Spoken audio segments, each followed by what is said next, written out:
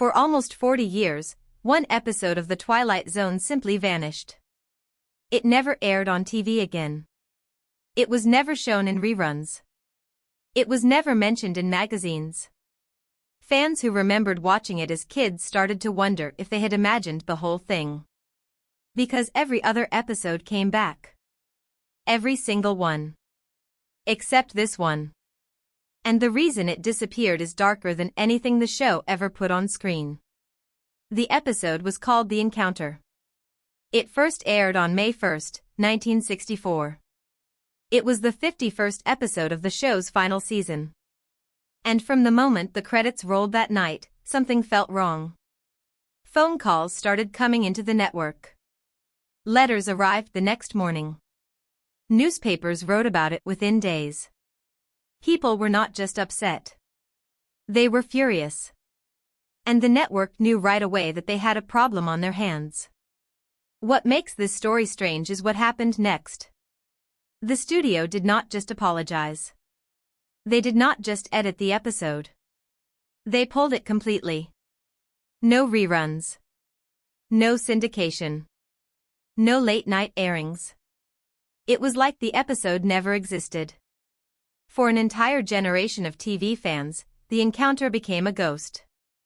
Have you ever heard of a TV episode being completely banned from television? Drop a comment below and tell me, because most people watching this right now have no idea that this kind of thing actually happened in America. Now here is where it gets even stranger. The Twilight Zone was famous for tough stories. The show talked about war, racism, fear, and death every week. Rod Serling, the creator, was known for taking risks nobody else would take. So if this show had a long history of pushing buttons, what could possibly be inside The Encounter that made it too dangerous to ever show again? The answer involves two men. A locked attic. A Japanese sword.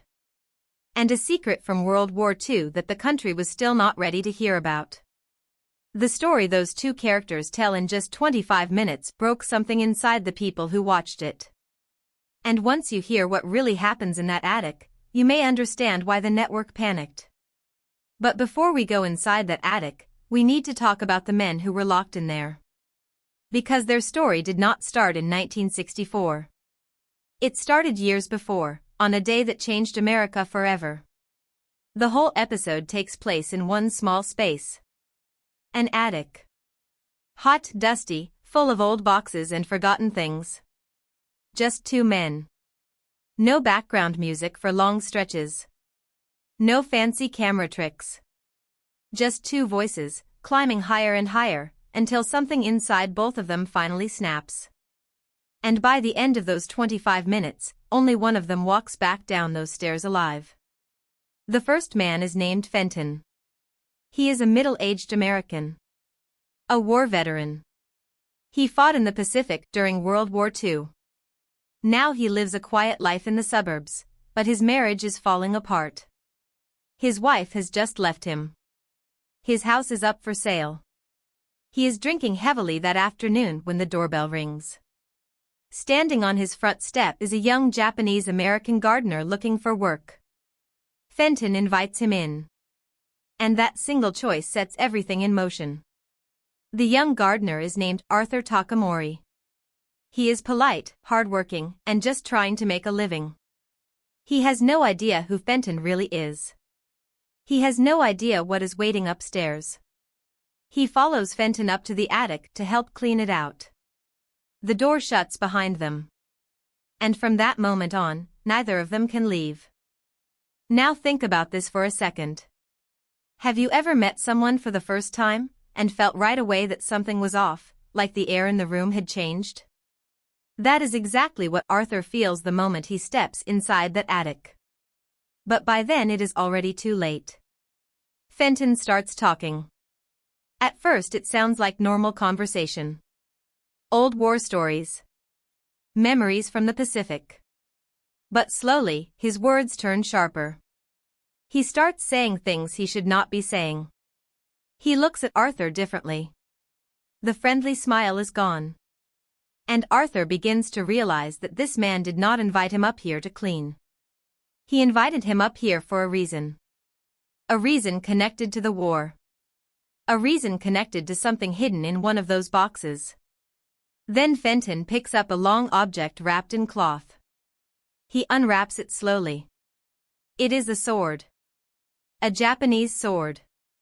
Old, beautiful, and somehow alive in the room. And the moment Arthur sees it, his face goes pale. Because deep down, without knowing how, he can feel that this sword has been waiting for him. That it has been waiting for years. What Fenton says next about that sword is the part that made the whole country uncomfortable. It is the part that made the network sweat. Because it forced two entire groups of people to look at each other and ask a question nobody wanted to ask out loud. If you are enjoying this story so far and you want to hear more about TV episodes, movies, and moments that the public was never supposed to see, hit that subscribe button right now. There is a lot more like this coming, and you do not want to miss it. But the real shock is not the sword itself. It is what happens when Fenton hands it to Arthur. Because the second that blade touches Arthur's hand, something inside him changes. His voice changes. His memories change. And he says one sentence that nobody in 1964 was ready to hear from a young Japanese-American man on national television. The sword sits between them like a third person in the room. Fenton tells Arthur to pick it up. Arthur does not want to. Something deep inside him is screaming not to touch it. But his hand moves anyway, like the sword is pulling him.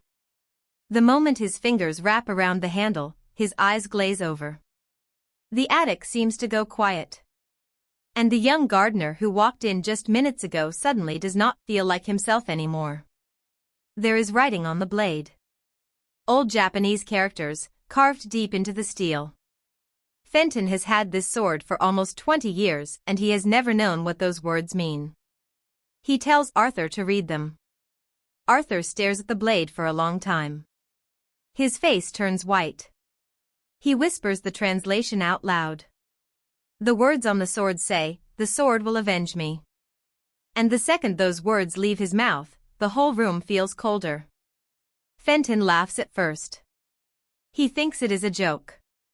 But Arthur is not joking. Arthur cannot even look at him. Because suddenly he is remembering things he never lived through. He is seeing a battlefield he was never on. He is hearing a man scream in Japanese, a man begging for his life. And then he is seeing Fenton standing over that man with this exact same sword in his hand. Have you ever had a memory pop into your head that felt too real, almost like it belonged to someone else? That is the feeling the writers were trying to capture in this scene. And in 1964, this idea was something American television had never touched before. Fenton's smile starts to fade. He tries to change the subject. But Arthur keeps talking. He says the sword was taken off a dying Japanese soldier. A soldier who had already surrendered. A soldier who was unarmed. Fenton's hands start shaking. Because Arthur is describing exactly what happened. Word for word. Detail for detail. Things that only Fenton could possibly know. Things Fenton has never told anyone in his entire life. This is the moment the episode stops being a simple ghost story.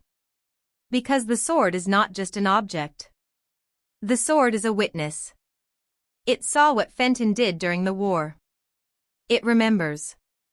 And somehow, it is using this young gardener to speak. To finally say the truth out loud, after 20 years of silence. And then comes the part that shocked viewers across the country.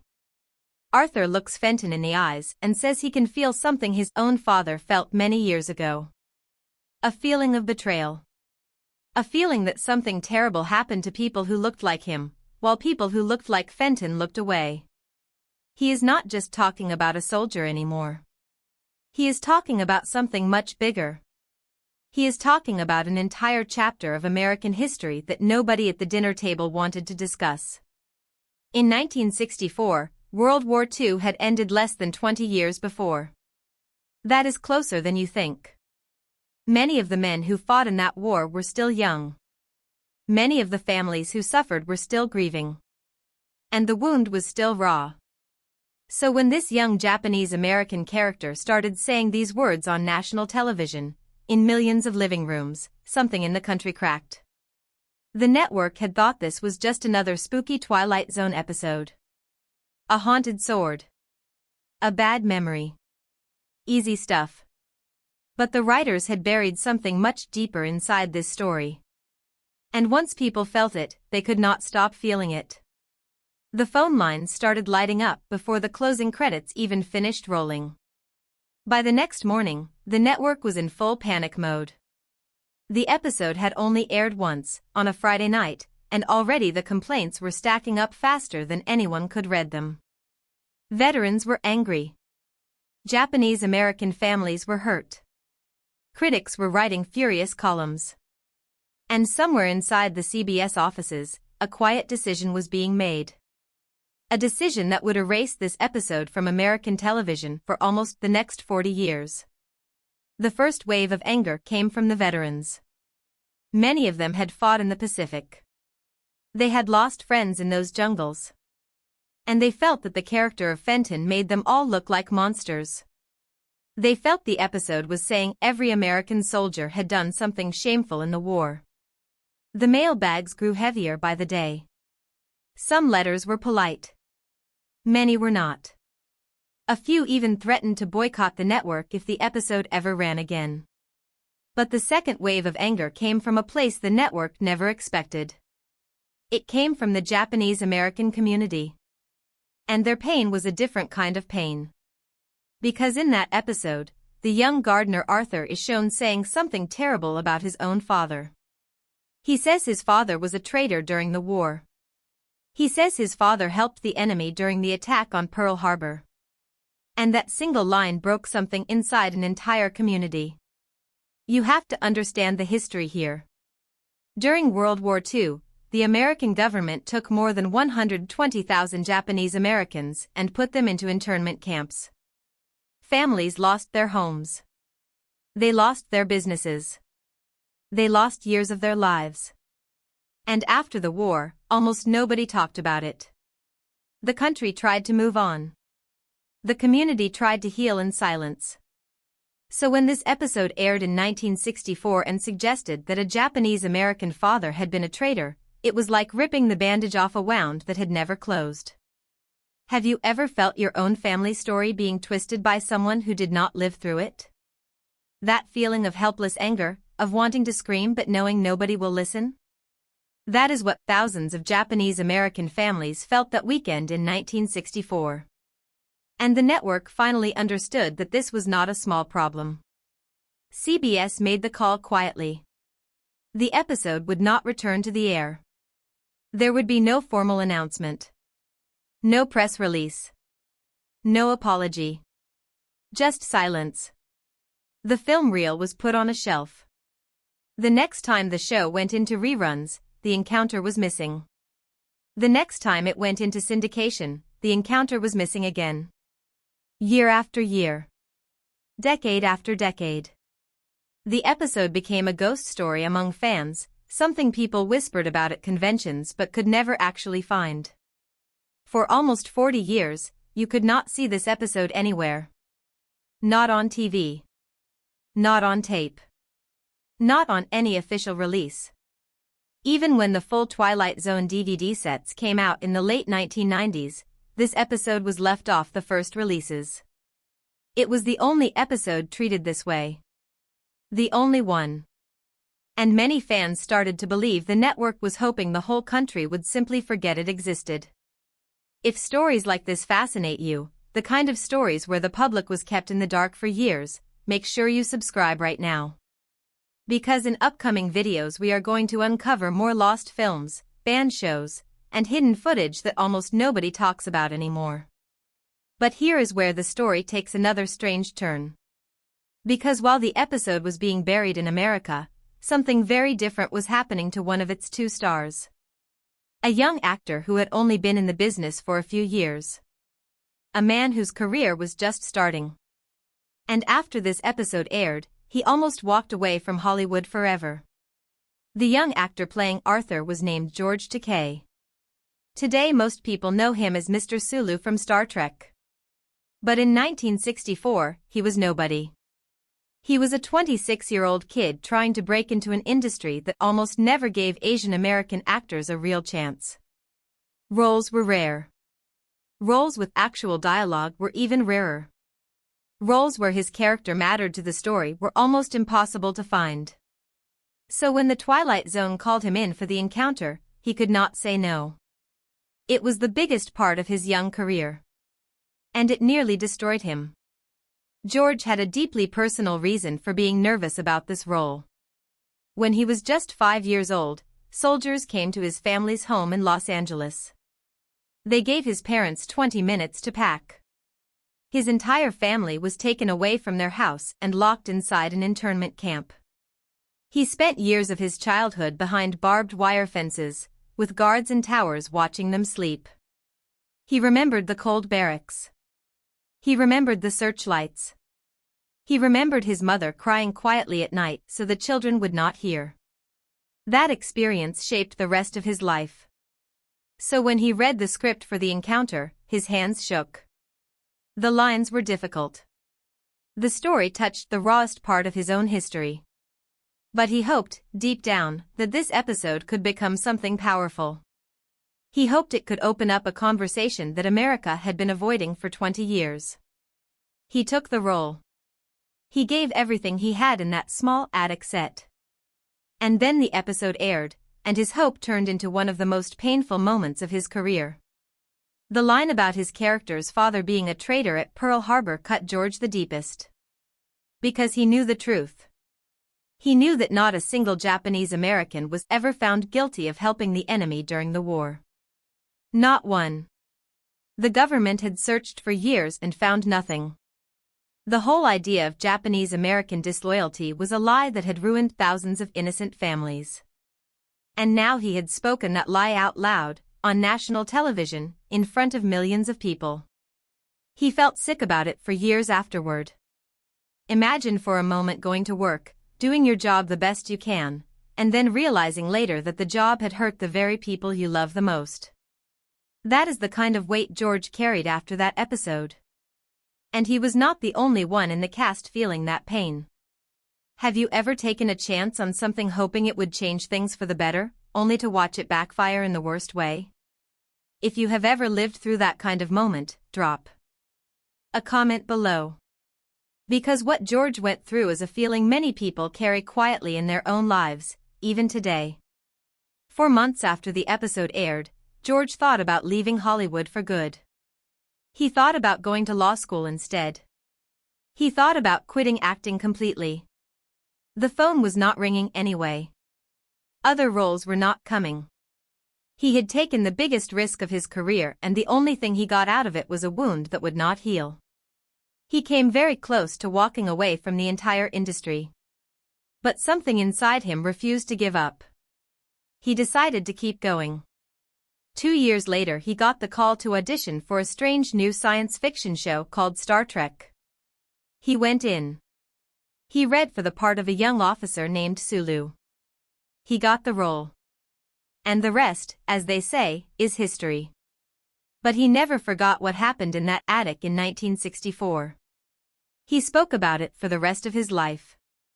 He used it as fuel to fight for his community. And he made sure the world would one day know the truth about what really happened to Japanese Americans during the war. What he did not know in 1964 was that the episode itself was already changing the country in ways nobody could see yet. Because even though the network buried it, the story refused to stay buried. And the hidden message inside the encounter would slowly find its way back to the surface, decades later. For almost 40 years the episode sat in the dark. Locked away in a vault. Forgotten by most of the world. But stories like this have a strange way of refusing to die. In the early 2000s, when streaming and DVD box sets started bringing every old TV show back to life, fans of The Twilight Zone began asking the question nobody had answered for decades. Where was the encounter? Why was the only missing episode the one nobody could explain? And once people started looking, what they found inside that old episode was even more disturbing than the controversy around it. When the episode finally returned in the late 2000s on official DVD releases, a whole new generation watched it for the first time. They did not have the same wounds the 1964 audience had. They were not living through the shadow of World War II. They could finally watch the story with fresh eyes. And what they saw was not just a horror episode about a haunted sword. It was something much deeper. It was a quiet warning. A warning about what happens to a country when it refuses to look honestly at its own past. The hidden message in the encounter is something the writers never said out loud. They buried it inside the dialogue, inside the silences, inside the way Fenton's face changes throughout the story. The message is this: the lies we tell ourselves about the past do not stay buried. They wait. They sit in attics and basements and quiet corners of our memory. And one day, when we least expect it, they come back to ask us a question we cannot answer. Fenton had spent 20 years pretending he was a hero. Arthur had spent his whole life pretending the internment camps had not destroyed his family. Both men were carrying lies that were eating them alive from the inside. The attic in the episode is not just an attic. It is a symbol. It is the place inside every person where the hardest truths are stored. And when those two men finally faced each other, the lies finally caught up with both of them. Have you ever had a thought you tried to push down for years, only to feel it rise up again at the worst possible moment? That is the feeling this episode was built on. And once you see it, you cannot unsee it. There is one more detail that still gives viewers chills today. At the end of the episode, when the violence finally explodes inside that attic, the door to the room mysteriously locks itself. Nobody touches it. It just locks. As if some unseen force inside the house has been waiting for this exact moment. As if the truth itself has decided that neither man is allowed to leave until justice is served. It is one of the most haunting endings in the entire Twilight Zone series. And once people saw it again, they understood why the network had been so afraid of it. Today this episode is studied in film schools. It is discussed in books about American history. It is shown in classes about how popular culture deals with national trauma. The thing the network tried to bury has become one of the most talked about episodes of the entire series. Not because of the ghosts. Not because of the sword. But because of the truth it dared to whisper at a time when the country was not ready to hear it. The Twilight Zone made hundreds of episodes over its run. Stories about space, about robots, about mirrors and monsters. But only one was buried for 40 years. Only one was treated like it was too dangerous to be seen. And the fact that it took the country that long to face it tells you everything you need to know about how powerful the story really was. Some truths take decades to come out. Some stories are too uncomfortable for their own time. But the truth always finds a way back into the light, no matter how deep you bury it. And if you think this is the only TV episode that was hidden away from the public for reasons like this, you are about to be shocked. Because there are other episodes, other shows, other lost moments in television history that almost nobody talks about anymore. And the next story we are going to uncover is one that even today, some networks still refuse to air.